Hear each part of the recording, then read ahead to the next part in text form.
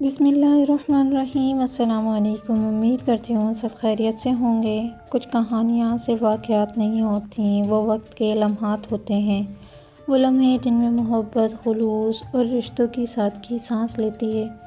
آج میں آپ کے سامنے ایک ایسی ہی یاد لے کر آئی ہوں، ایسی یاد جو چولہے کی آگ کی طرح گرم ہے اور پڑوس کی بولی کی طرح مٹھاس رکھتی ہے۔ یہ ان دنوں کی بات ہے جب گھروں میں سامان کم ہوتا تھا مگر دلوں میں بے حساب محبت ہوتی تھی۔ امی چولہے کے پاس کھڑی تھیں، آنچ ہلکی تھی اور دیگچی میں دال ابلتے ابلتے تقریباً بیٹھ چکی تھی۔ انہوں نے پلٹ کر مجھے دیکھا اور نرمی سے کہا، بیٹا ذرا ساتھ والی آنٹی سے ماچس کی 2-3 تیلیاں لے آؤ، آگ بالکل ختم ہو گئی ہے۔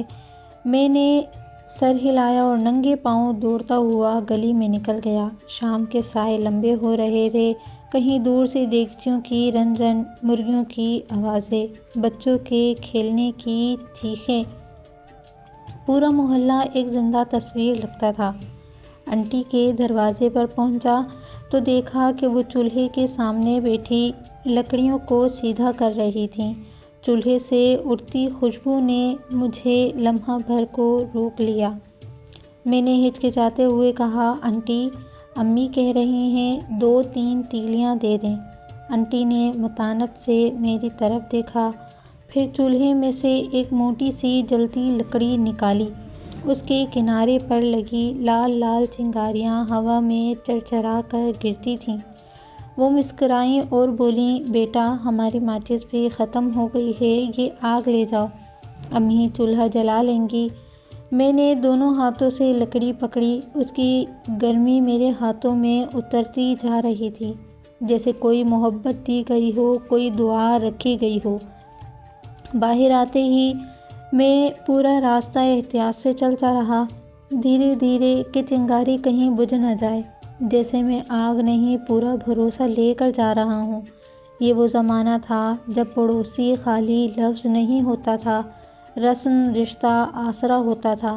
گھر گھر کے دروازے آدھے کھلے رہتے تھے، کبھی کوئی نمک مانگنے آ جاتا، کبھی چینی، کبھی پیاز، کبھی دہی، اور کوئی برا نہیں مانتا تھا، کوئی شرماتا نہیں تھا، کوئی احساس کمتری کا شکار نہیں ہوتا تھا، بلکہ مانگنے والا بھی اپنوں میں شمار ہوتا تھا اور دینے والا بھی۔ پھر شادیوں کے دن تو جیسے پورے محلے کے سانجھی خوشی ہوتی تھی۔ رضائیاں، چارپائیاں، چادریں، برتن، ڈونگے، دیگچے ہر گھر سے نکل نکل کر آتے، ہر کوئی اپنا حصہ ڈالتا تھا۔ عورتیں صحن میں بیٹھ کر مسالے کوٹتیں، مرد محلے کی گلی میں ہی لکڑیاں چیرتے، بچے گل بناتے پھرتے اور دوڑتے ہوئے خبریں سناتے، امی آج شام تندور پر نان لگیں گے، خالہ کل صبح دیگیں چڑھیں گی۔ ہر کام میں رونق، ہر چہرے پر چمک ہوتی۔ پھر زمانہ بدل گیا، گھر اونچے ہو گئے، دیواریں مضبوط ہو گئیں، مگر دروازے بند ہو گئے۔ چرخنیوں کی آواز رشتوں کی خاموشی بن گئی۔ اب شادی ہال ہے، روشنی ہے، موسیقی ہے، مگر کہیں وہ پرانے دنوں والی گرم جوشی نہیں۔ کھانا تو گرم مل جاتا ہے، لیکن رشتے ٹھنڈے سے لگنے لگے ہیں۔ اب نہ کسی کو نمک مانگنے کی ضرورت پڑتی ہے، نہ کسی کو چینی، نہ کسی کے دروازے پر ہلکی سی دستک ہوتی ہے، بھابھی 2 پیاز دے دیں۔ ہم سہولیات کے لحاظ سے امیر ہو گئے، مگر دل کے لحاظ سے غریب۔ کتنا کچھ پا لیا اور نہ جانے کتنا کچھ کھو دیا۔ کبھی کبھی دل چاہتا ہے کہ وقت کے پہیے کو روک کر اسی دور میں واپس چلے جائیں، جہاں آگ بھی بانٹی جاتی تھی اور خلوص بھی۔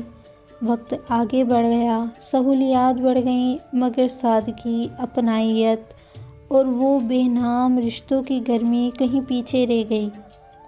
وہ دور شاید لوٹ کر نہ آئے، مگر اس کی خوشبو آج بھی یادوں میں بستی ہے۔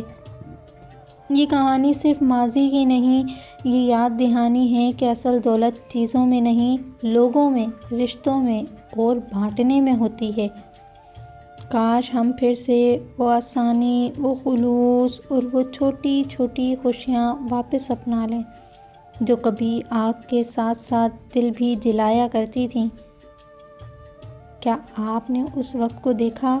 ماضی کا کون سا واقعہ اب بھی یاد ہے؟ شیئر ضرور کریے گا۔ جزاک اللہ۔